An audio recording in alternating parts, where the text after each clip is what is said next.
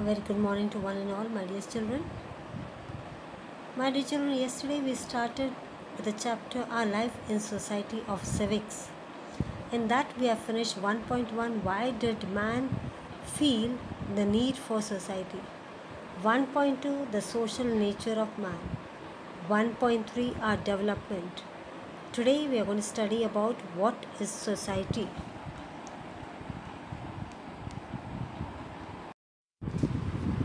Here, what is meant by society? Society includes all people, men, women, grown-ups, old people, young people and children.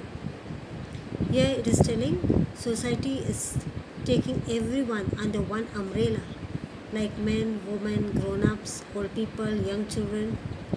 Our families are a part of the society. Our family are what? It is a part of that society. Society also includes different groups. It is including different type of groups, institutions and organizations. That means they all come together. Society is including different type of groups, different type of people coming together, interrelationships and interaction, transactions and all that. The interrelationships and interactions between the people, their dependence on one another and sharing also form a part of the society. Society is not only simply a mob. It is not simply a mob, that means to wipe and throw away, or a crowd of people. But a society is formed when the people are coming together to achieve, to gain certain common objectives, to come together and taking some common means, this common objectives. In order to fulfill needs like food, clothing, shelter and security, the society has to create a permanent system. Without such system, the day-to-day affairs of the society cannot be carried on. Without that, that means in order to fulfill the needs like food, clothing, shelter, as well as to secure the safety of the people, the society has to create a permanent system.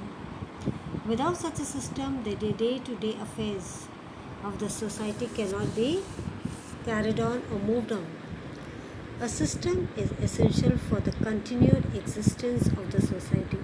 That means this system is more important for the continuation, for coming together in the society. For example, agriculture is essential to fulfill the need for food. Agriculture is the main basic occupation to fulfill the food for the people. If they don't do agriculture, they don't cultivate any crops, they will not get food to eat. Various institutions must be carried to perform all the functions related to agriculture. Now, various institutions should be made to create and to perform all the functions which are related to agriculture. Therefore, a vast system needs to be created, which includes factories to manufacture tools and equipments. Therefore, a vast system is needed to creating the factories. Why? To manufacture, to make tools. Tools means what? Which are used for agriculture, as well as equipments used for farming. Banks to provide loans to the farmers and market for the goods produced, etc. The existence of many such systems makes a society stable. What happens if the society has to create a permanent system? That means they should fulfill the basic needs of every individual. Without that arrangement, the existence of society will be endangered. That means would not be carried on. So, in the next chapter, we are going to learn about the diversity in the Indian society. My dear children, you have to read the chapter, go through the chapter, as well as we give you some notes. You have to read those notes. Write it in a notebook. Are you all reading the chapters, my dear children? Here, this part I'll read now. Do you know? All human beings are equal by birth. Yeah, we all are equal by birth. They have the same status as human beings. We all are equal. According to the Constitution of India, all are equal before the law. The Constitution guarantees the equality of opportunities. We can each make progress using our education, capabilities, and skills. So, this Constitution tells us that we all are one, we all are equal. My dear children, you have to read the chapter.